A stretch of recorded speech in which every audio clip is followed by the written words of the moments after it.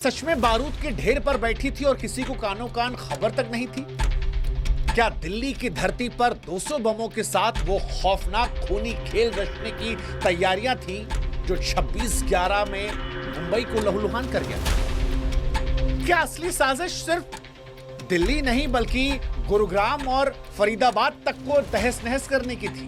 क्या अगर आतंकवादियों के मंसूबे कामयाब होते तो Lal Qila, India Gate, Constitutional Club, Gauri Shankar मंदिर पर भी बम फूटते?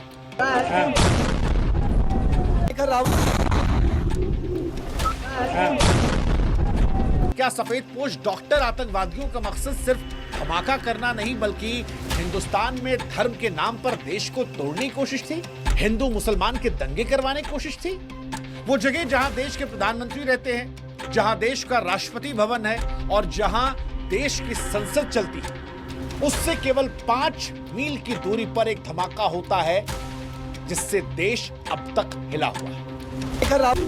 शायद ये पहली बार है कि सबको दिख रहा है कि आतंकवादी हमला है, लेकिन सरकार की तरफ से अब तक आतंकवादी हमला नहीं कहा गया। एजेंसी से जो छन छन कर खबरें आ रही हैं वो कह रही हैं कि एक पैनिक ब्लास्ट था, आतंकवादी ने खुद को उड़ा लिया था क्योंकि उनके नेटवर्क को जम्मू कश्मीर पुलिस ने तोड़ दिया था। वक्त रहते गिरफ्तारियां की थी, विस्फोटक बरामद किए थे, एक बड़े खतरे से देश को बचा लिया गया।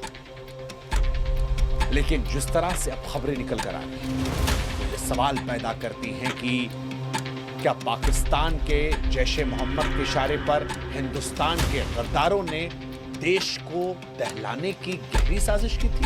खबर है कि एक गाड़ी में धमाका हुआ है जिसके बारे में हम और आप जानते हैं, I-20, लेकिन आतंकवादियों ने 2 गाड़ियां और रखी थी।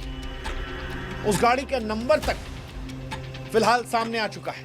तो क्या और भी आतंकवादी हैं जो खुलेआम घूम रहे हैं? क्या जानबूझकर जैश ने कश्मीर के कुछ डॉक्टरों को चुना क्योंकि डॉक्टर्स पर आमतौर पर लोग शक नहीं करते? हमारी एजेंसियां जो जांच कर रही हैं उसमें मुजम्मिल कहता है कि 26 जनवरी को लाल किले पर धमाका करना था।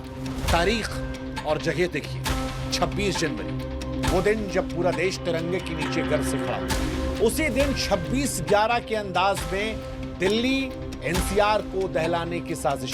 अब ये सोचकर सच कहें तो मन में डर पैदा हो रहा है। ये डर पैदा हो रहा है कि अगर पोस्टर लगाने की बेवकूफी में वो कश्मीर में डॉक्टर आदिल जो दिखाई पड़ गया फुटेज में, अगर वो नहीं दिखता, अगर जम्मू कश्मीर पुलिस ने एक्स्ट्रा अवेयरनेस दिखाकर लीड नहीं ली होती और इस डॉक्टर आदिल के जरिए फरीदाबाद में एक जिहाद की पूरी इंडस्ट्री को एक्सपोज नहीं किया होता, अलग अलग जो है गिरफ्तारियां इसके चलते नहीं हुई होती, तो क्या एक और 26/11 होने वाला था?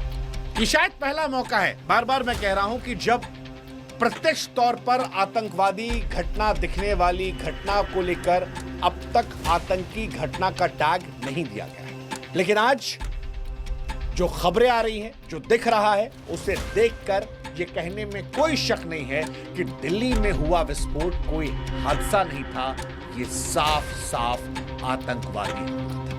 कार में मिला बारूद वही था जो फरीदाबाद से बरामद हुआ था। NIA की जांच करना अपने आप में आतंकवाद के होने का सबूत देती है। और ये घटना ये बताती है कि जैसे पुराने जमाने में हमारे घर के दुश्मन घर के किलों को खोलकर दुश्मन को घर में घुसने का मौका देते थे और राज्यों की बर्बादी करवाते थे, वैसे ही इस बार भी दुश्मन सरहद पार खतरनाक नहीं है। दुश्मन वो खतरनाक जो हमारे आपके बीच में बैठा है।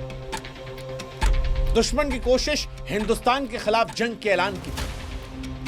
इसे आप देश का सौभाग्य कहेंगे, सुरक्षा एजेंसियों की मुस्तैदी कहेंगे, या फिर आतंकवादियों की एक छोटी सी गलती जिससे आज 26/11 होने से जो कुछ हुआ है अभी उससे हम ओवर नहीं हो पाए।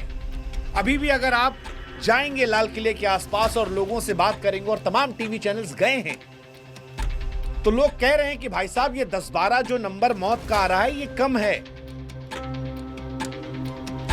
ये ज्यादा होगा।